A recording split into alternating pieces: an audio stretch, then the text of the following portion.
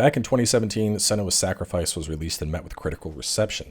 A linear narrative story with a little bit of puzzle solving and combat sprinkled in, but one that left an incredibly lasting and unique experience through the implementation of its binaural audio and having the player experience the main character Senua's psychosis firsthand as she battled with her inner demons.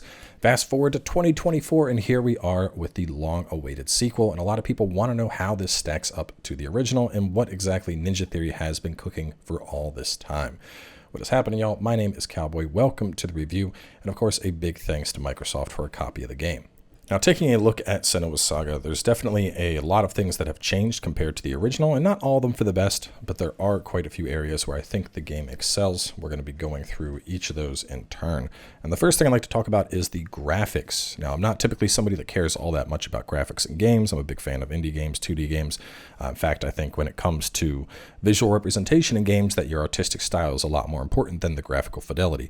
But despite that, it would be remiss to not call out the sheer quality of the graphics here. In terms of Unreal Engine 5, I think this may be one of the best representations we have seen so far in the industry, with a big emphasis towards hyperrealism. In fact, one of the things I found most interesting while playing is when I think back to when the game was unveiled, and I believe it was Summer Games Fest, it might have been Game Awards, but getting through the game and getting to that scene that was identical to what they showed during the game reveal, I think what I saw on my end was actually a big improvement over what had been shown when the game was first revealed. And I think that's fairly rare. I think a lot more often these days we see big cinematic trailers or snippets of the game that are graphically ramped up, and then the release product ends up being a downgrade due to performance concerns.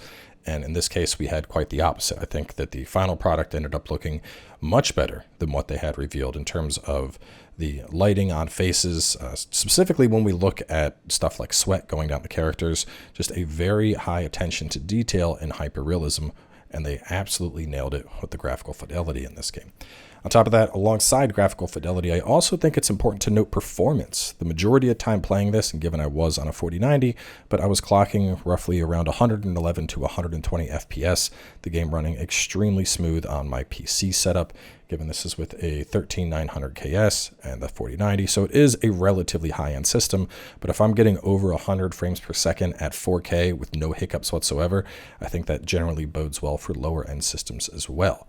Now, given I don't know how it's going to perform on the Series X itself, but I'm sure someone like Digital Foundry will have a full review up taking a look at the performance, but personally, I had just smooth, incredibly smooth performance for the entirety of the game. Moving on from the graphics, I think the audio also deserves a very strong call out here. And I think this is one of the games that takes binaural audio and really shows what it's capable of. And that's something we don't see in a lot of games, where we're jumping back and forth between the left headphone and the right headphone. And in this game in particular, obviously you have the voices talking to you, and so having whispers in one ear and then whispers in another ear and then whispers that are like starting at one ear and going to the other side of your head, it freaks you out a bit, but it is phenomenally done. The audio in general, not just the creepy voices that are constantly whispering to you, mimicking Senua's psychosis, but just the overall sound design for this game is definitely top-notch. The music implementation is great. I actually wish there was more music. There were a lot of times that it was a little more mellowed down, but the music is done well. The atmospheric sounds are done well. The sound of the voices is done well. And all in all, the sound was just a 10 out of 10 across the board.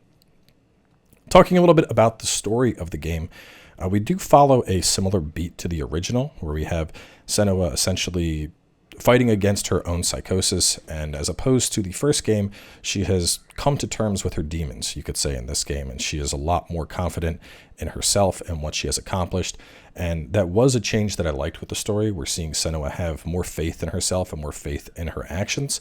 At the same time, I think it creates a little bit of a conflict with the voices, because the voices are very similar to the first game, full of just doubt and dismay, and you can see in Senua's actions and how she represents herself in this game that she's a lot more confident in herself. And there were a lot of times where, listening to the voices, I'm like, yo, these things got to shut up. Like, we know what we're doing. Senua has stuff down. Like, shut up, get out of her head. She's fine. So that was something that stood out to me. But overall, I think the changes to the story and the beats of the story were pretty good this time. We see Senua essentially evolve into a leader. And while I'm not going to be spoiling any story specifics, I will say Overall, I like the story. I think the very end of the story came kind of fast. If we were to break the story into arcs, if you will, I think the first third of the story was very nicely paced, and then the second and third arc ended up going quite fast. The third arc in particular, it felt like it was over before it almost started, and that was something that left me kind of wanting more and feeling a little bit disappointed, but it was still enjoyable despite that. In terms of the time, that is definitely one of the areas where I think the game is the weakest. My playthrough clocked in at a mere 5.5 hours. Now, given this wasn't a 100% playthrough, and there were other, story type treasures I could find, the runes that are carved into a totem that would tell you little tidbits of story, and I only found a couple of those, so there's certainly some more stuff to explore. But even then, for players looking to do full exploration and find everything they can, personally, I can't see this game passing the 7 or 8 hour mark at top. And I do think that's a consideration. When you're thinking about the price of a game, I think a lot of people think about the hours per price. And if I recall, this is priced in at $49.99 US and coming in at between 5.5 and 6 hours. That's kind of a heavy ask for that price tag compared to the offering you're getting from a lot of comparable games. Now, despite the areas where the game excels, there is one major area where I feel it, in a sense, almost fell flat, and that would be the gameplay. Now, I'm speaking on this primarily compared to the first game, Senua Sacrifice, and given it was years ago, so maybe a little bit of this is just rose-tinted glasses, but I remember a very large emphasis around exploration and the puzzles and the combat being quite frequent in the original. While there was still a big emphasis on Senua struggling with herself, I feel that the combat was a lot more frequent. I feel the puzzles were more frequent. I feel there was a little bit more exploration when we were looking around areas trying to solve puzzles. And by comparison, I feel the gameplay here was extremely linear, and so much so that there were times where I essentially just held down the button for sprint and held forward on the controller, and it was almost as if I was just on the rails. Combat is very strictly implemented into just a few sections of the game, and the way it flows now is typically you get a combat sequence, you'll fight like 4 or 5 guys, and then it's over, and then you're back to being on the rails. When it comes to puzzles, the puzzles were also very sparing this time around. I think with the line up the symbols puzzle, there were maybe 4 in the entire game, and then there were some puzzles where you'd look at an object to shift the environment around, but the puzzles were very, very simple, and there wasn't really all that much of them. In fact, the first arc of the game, I mentioned that being the longest part, had perhaps the largest puzzle that we had access to as you make your way down into this area and you're going through a set of trials. And then after that, there was, I want to say there was one other big puzzle after that, and that was it. And I couldn't help but feel disappointed because I remember actually having a lot of fun solving the puzzles in the first game and doing the combat challenges and whatnot. And then I look at what we have here, and instead we have a linear journey, which is very similar to what we had in the first game, but so linear that we are basically on the rails with it, with a very limited combat, very limited puzzle exploration. And, as much as I hate using the term walking simulator, there are a lot of times where I felt like that's exactly what I was experiencing here. To add on to that, there's a lot of times where the push for realism and immersion I actually think take away from the gameplay. What I mean by this is there's no on-screen prompts or anything, but so there'd be times where I would come up to an object and I'm like, what do I do? There's absolutely nothing. The game's giving you no info, and eventually I just start pressing buttons and it's like, oh, this thing was an interactable element, but I've been like just kind of wandering around, hitting my button, figuring out what to interact with for about 20 or 30 seconds. And while that's not a huge amount of time, I do think it begs the question of, when are you taking away from the user experience in favor of this realism that you're trying to create in the game? And so that, combining with the fact that the majority of the time you're just walking forward, I really felt that took away from the game. And, especially being somebody that is typically a gameplay first person, this is something that I do think hampered the experience for me. So with all that being said, where would I score this? Honestly, probably like a 3 out of 5. And it's kind of a hard score to give here because if we were to look at the review from like a checklist, I mean, the game has beautiful graphics that are done really well with, next to no graphical glitching or hiccups. I think there was like one instance where a shadow got a little messy on a character. The audio design is top notch. The music is great. In particular, the voice acting is amazing. The story is good. From a technical perspective, the game runs fantastic. But the gameplay here is just so non-existent in some cases, with me just holding the stick forward, that it's really hard for me to give this game a good review when it borderline is more of an interactive movie than it is a game. And, you know, it's interesting because I do think we are at a point in the gaming industry where we're seeing games take more risks, games that have a heavier narrative focus, or they're trying to tell more of a story. Things like Death Stranding, things like Alan Wake 2, what we have right here.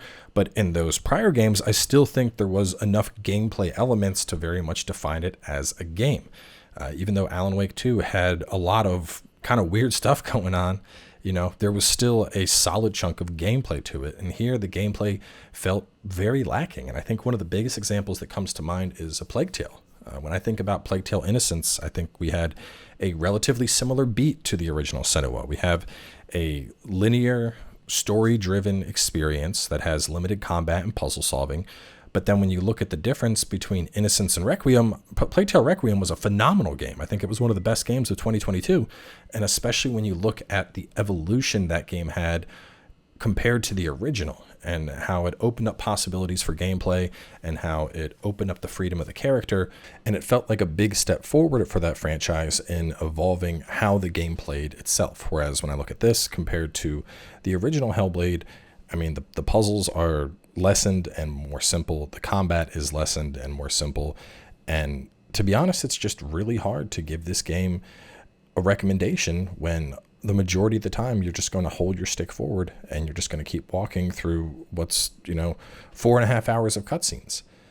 And, it's I don't know. Like I said, I'm very torn on this review because from a fundamental level, like, the game does a lot very, very well.